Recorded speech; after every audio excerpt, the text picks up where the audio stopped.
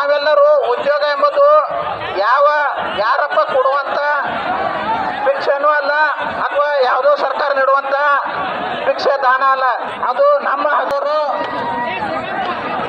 Article 21 ಪ್ರಕಾರ ನಮಗೆಲ್ಲ ಹೋರಾಡಿ ಗಣತೆಯಿಂದ ಬದುಕಿ ನಿಮ್ಮ ಉದ್ಯೋಗ ಕೊಟ್ಟಿದ್ದಾರೆ. ಆ ಹಕ್ಕನ್ನು ಎಲ್ಲರೂ ಯುಟಿಲೈಸ್ ಮಾಡಿಕೊಂಡು ಶಾಂತಿಯುತವಾಗಿ ಹೋರಾಡಿ ನಮ್ಮ ಹಕ್ಕನ್ನು ನಾವು ಪಡೆದುಕೊಳ್ಳೋಣ ಹೇಳ್ತೇನೆ. ಎಲ್ಲರಿಗೂ ನಮಸ್ಕಾರ.